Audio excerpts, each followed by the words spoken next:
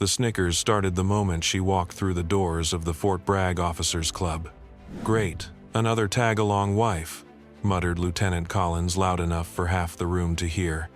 The woman in the faded jeans and plain black sweater didn't react, just quietly found a seat in the back corner. What those young officers didn't know was that she'd spent the last 24 years earning the right to be there, and when they found out, everything changed. Want to know what happened when they discovered who she really was?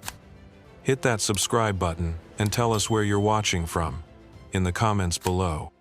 The afternoon sun beat mercilessly through the large windows of the Officers Club, casting long shadows across the polished hardwood floors.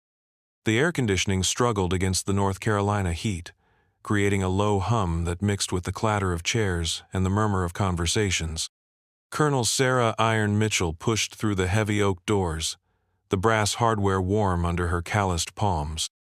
At 47, she carried herself with an economy of movement that spoke of years spent in places where wasted motion could mean death. Her auburn hair, streaked with premature silver, was pulled back in a simple ponytail.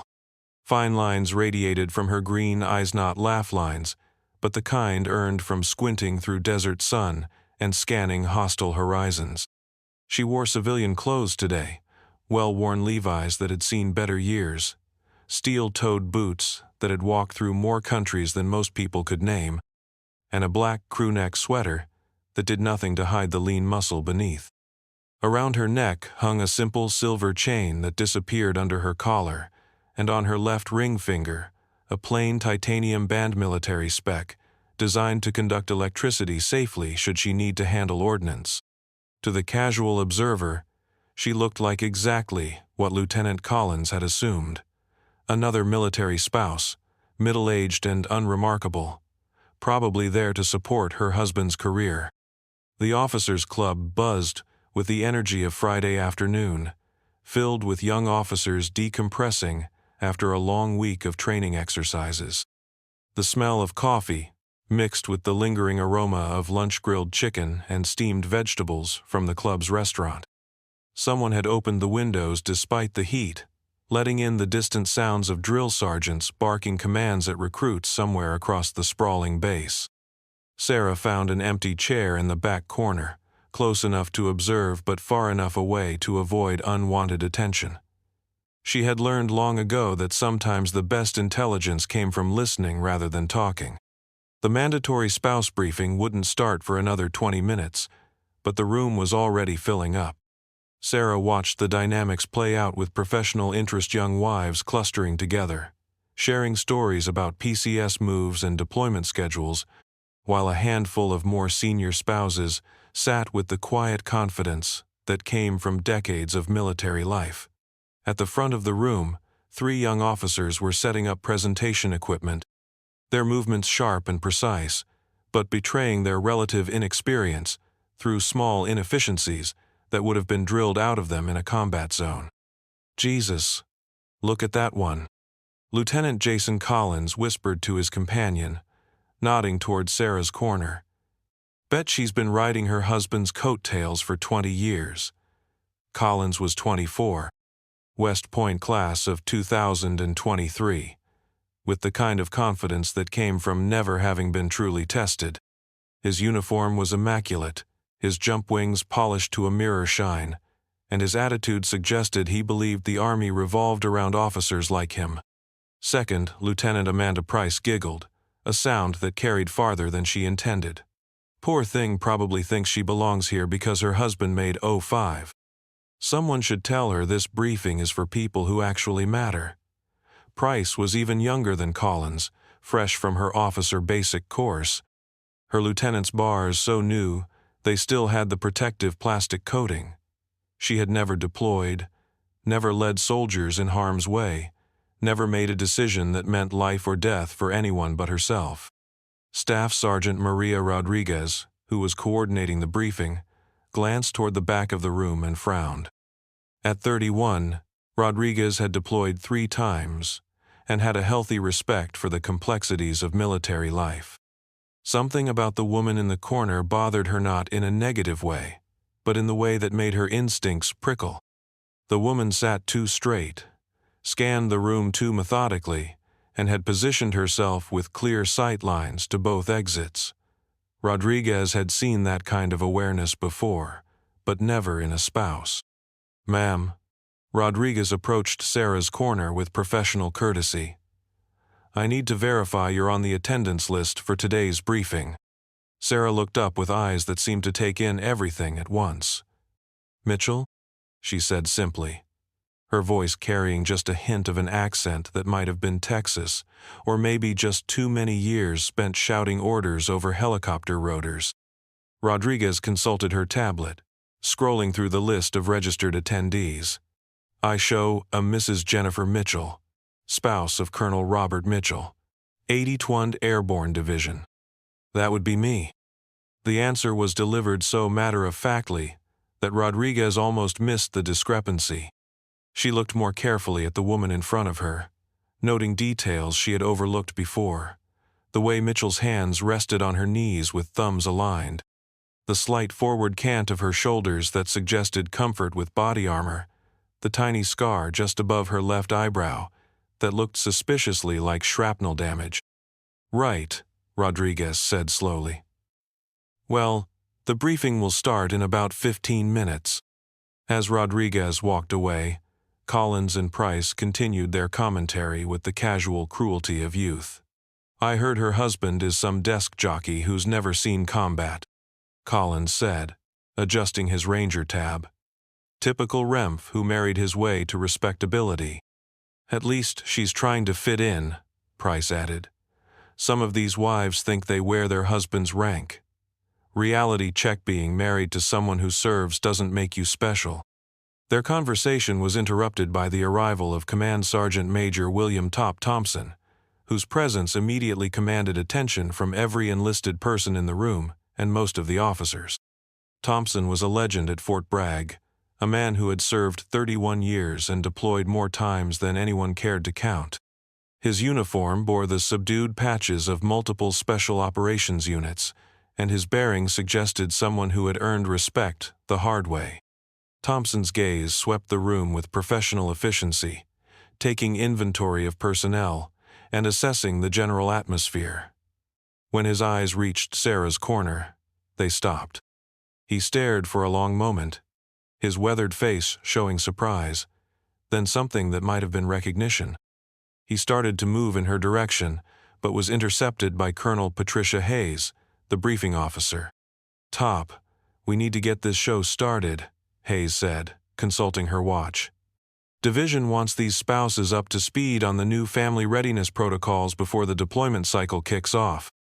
Thompson nodded, but continued to glance toward the back corner. "Ma'am, do you know who?" "Later, Top. Let's focus on the mission at hand."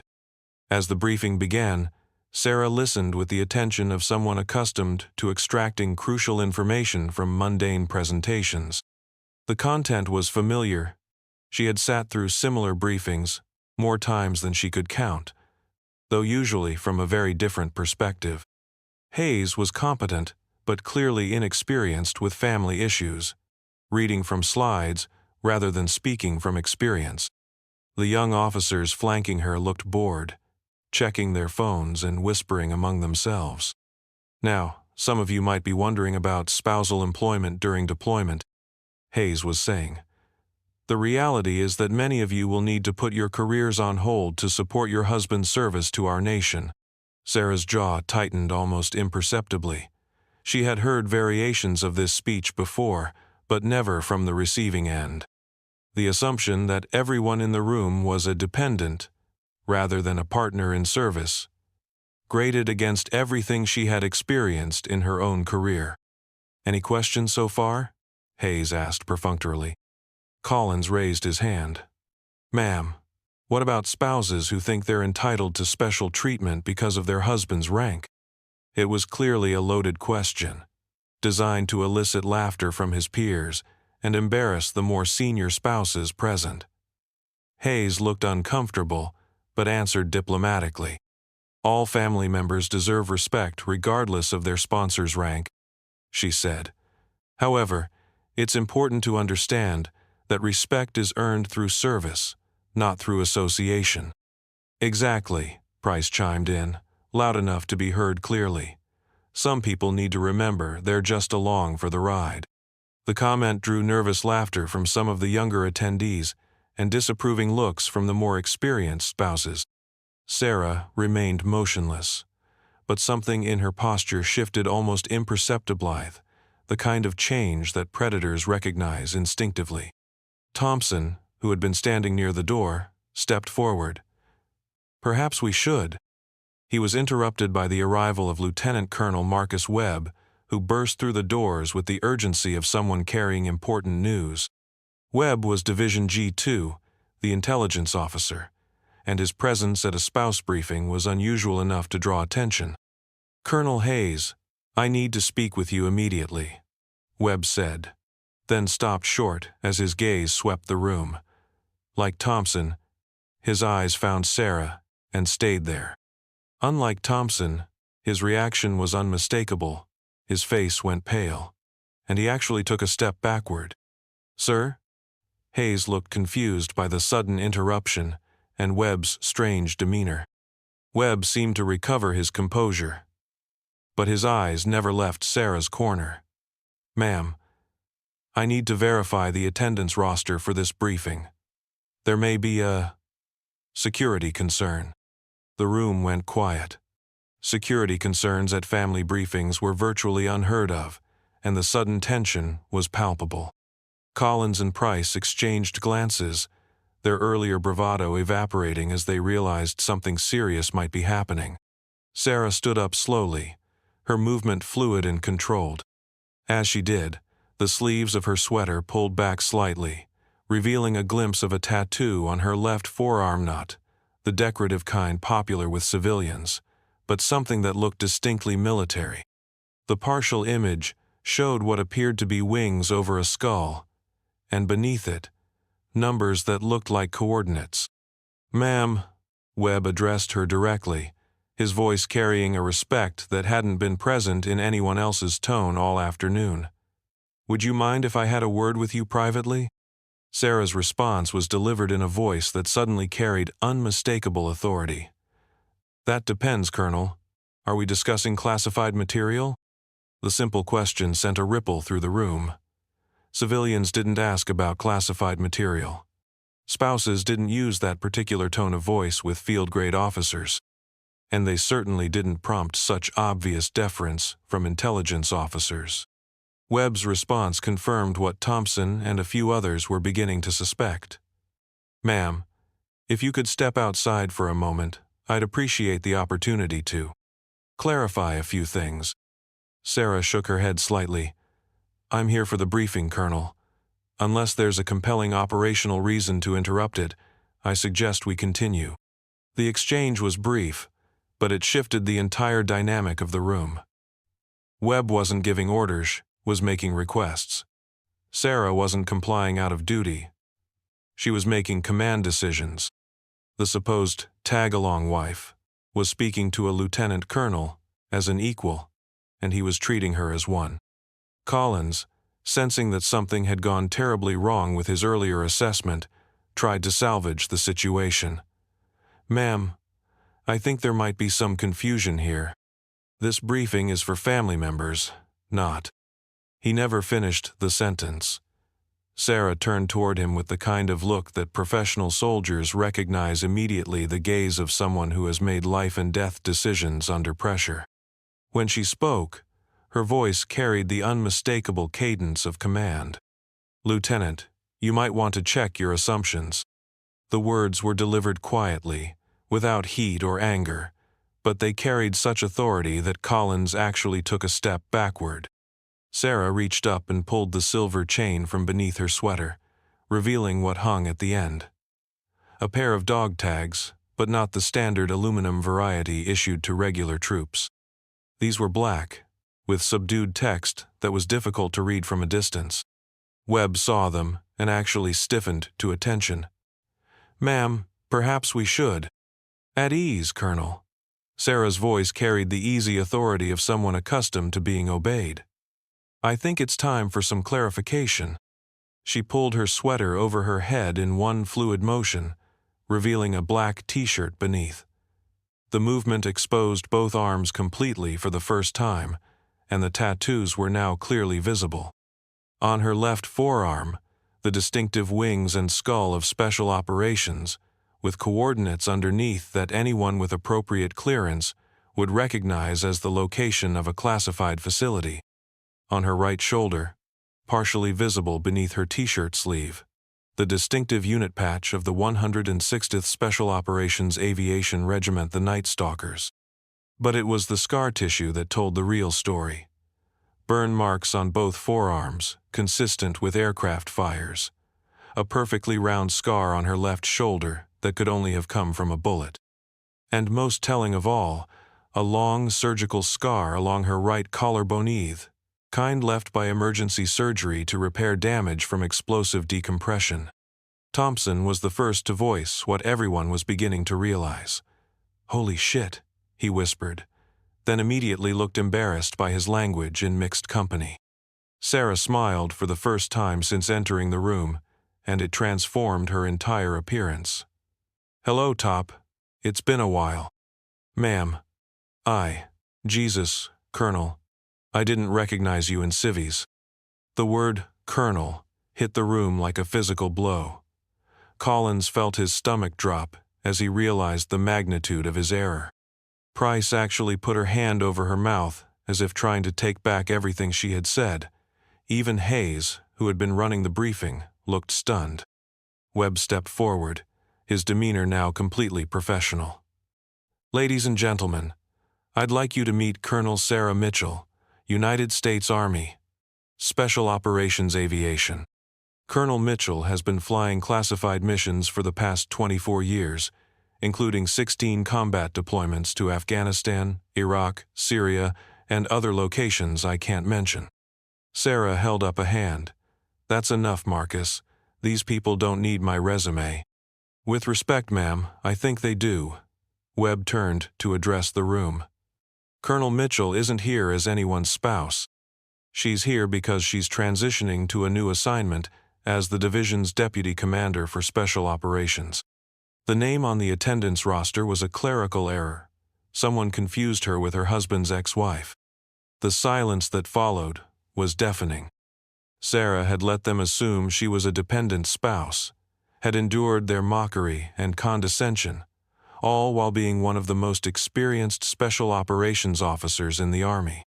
She outranked everyone in the room except for Hayes, and her combat experience dwarfed all of theirs combined. Collins found his voice first, though it came out as barely a whisper. "Ma'am, we didn't know." "No, Lieutenant, you didn't." Sarah's tone was matter-of-fact, rather than accusatory. "But that's not the real problem. The real problem is that you assumed. You saw a middle-aged woman in civilian clothes and decided she didn't belong, without bothering to find out who she was or why she might be there. She walked to the front of the room with the confident stride of someone accustomed to command. Every person, present officer and spouse alike, tracked her movement with the kind of attention usually reserved for visiting generals. "The Army taught me a long time ago that assumptions get people killed," she continued. "In my line of work, we call it target fixation, becoming so focused on what you think you see that you miss what's actually there. Today, your target fixation made you miss the fact that someone in this room has more combat flying hours than probably anyone else on this base." She gestured toward the presentation screen, where Hayes had been displaying slides about spousal support during deployments. "But, more importantly, you missed an opportunity to learn from someone who's lived through everything this briefing is trying to prepare these families for." Sarah's demeanor shifted slightly, becoming less commanding and more instructional. "I've been the spouse left behind during deployments, and I've been the one deploying while my family waited at home. I've buried friends, welcomed home heroes, and helped families deal with both triumph and tragedy. Every person in this room has something valuable to contribute to this discussion, but you'll never find out what that is if you keep making assumptions about who belongs and who doesn't." She turned to address the spouses directly. "Some of you have been following this life for decades, moving every 2 years, raising children alone during deployments, building new communities from scratch over and over again. That experience is invaluable, and anyone who dismisses it is a fool. Collins found his courage and stepped forward. "Ma'am, I owe you an apology. What I said was inexcusable." Sarah studied him for a moment, taking the measure of the young officer. "Lieutenant, apologies are easy. Learning from mistakes is harder. What are you going to do differently next time?" "Ma'am, I'm going to remember that everyone has a story, and I don't know what it is unless I ask." "Good answer." She turned to Price. "Lieutenant?" Price stood straighter, her face flushed with embarrassment. "Ma'am, I'll remember that respect isn't about rank or position, it's about recognizing the value in every person's experience." Sarah nodded approvingly.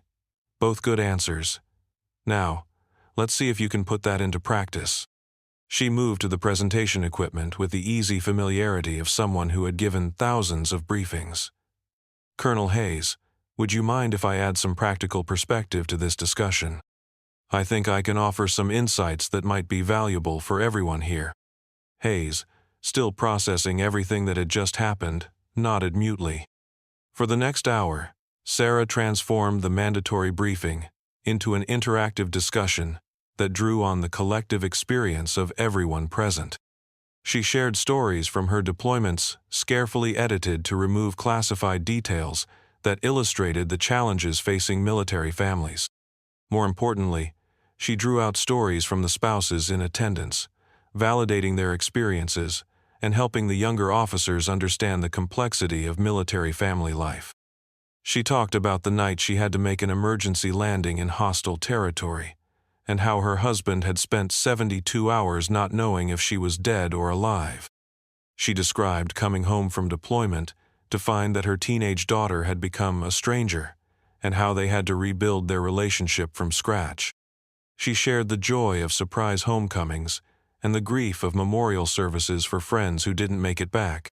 But she also drew out stories from the other spouses, the young wife who had delivered her first baby alone while her husband was deployed, the seasoned spouse who had held their military community together during a particularly difficult training accident, the new husband who was learning to navigate the complexities of military protocol while supporting his wife's career. Collins and Price found themselves taking notes, genuinely engaged for the first time in their young careers with the human cost of military service. They asked thoughtful questions and listened to answers with the attention of students, rather than the superiority of instructors. As the session wound down, Sarah began gathering her things with the same quiet efficiency she had displayed all afternoon. The transformation was remarkable. The woman who had been dismissed as a tag-along wife was now clearly recognized as one of the most experienced officers on the base. Thompson approached her as she was preparing to leave.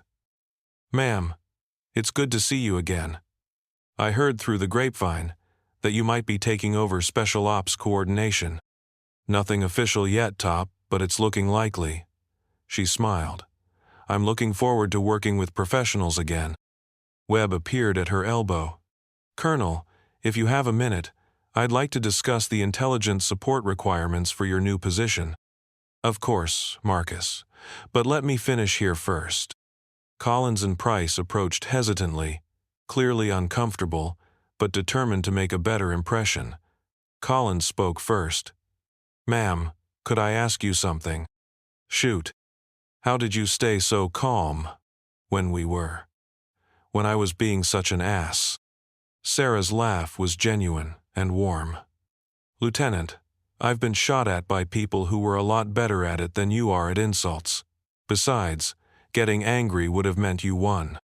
I learned a long time ago that the best response to disrespect is to simply be so competent that it becomes impossible to ignore." Price stepped forward.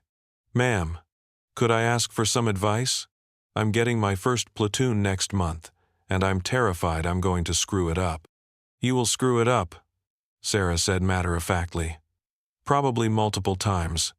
The key is to screw up in ways that don't get anyone killed, and to learn from every mistake. Your soldiers don't expect perfection. They expect you to care about them and to keep learning. How do you do that? Keep learning, I mean? Sarah gestured toward the spouses who were slowly filing out of the room. Talk to people. Everyone you meet has something to teach you if you're smart enough to listen. Today, you two learned that assumptions can make you look like fools. Next week, you might learn something else.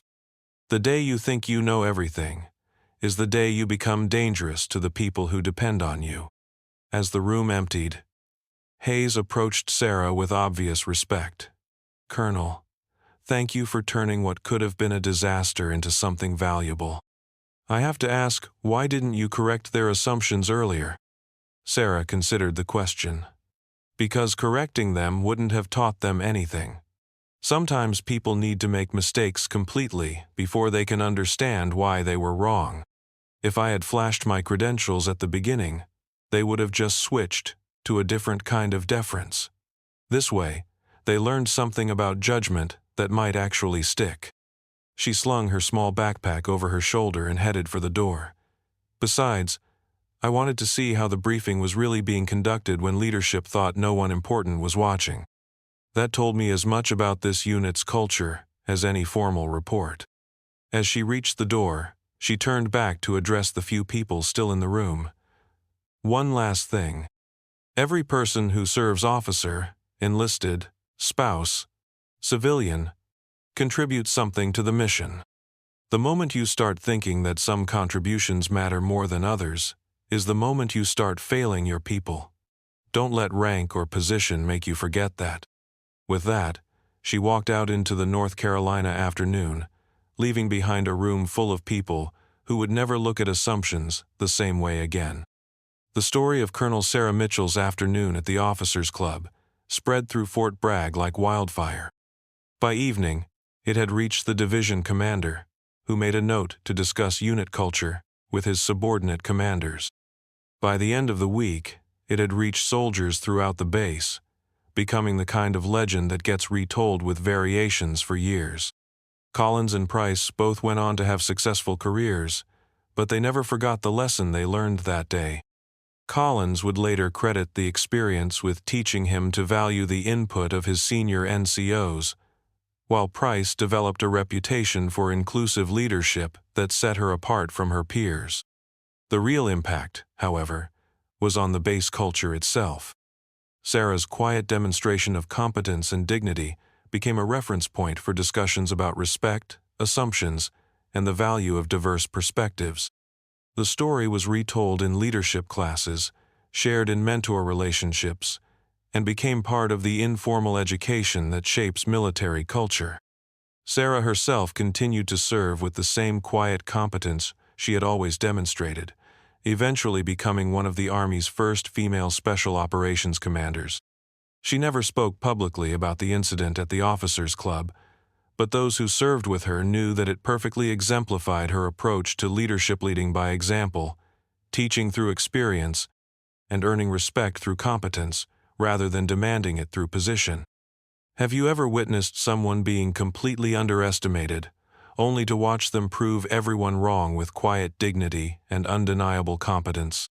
There's something powerful about people who let their actions speak louder than their titles. Share your thoughts in the comments below about times you've seen assumptions shattered by reality. And, if you want to hear more stories about quiet heroes who prove that respect is earned through service, not status, hit that subscribe button and tell us where you're watching from. Sometimes the most important lessons come from the people we least expect to teach them.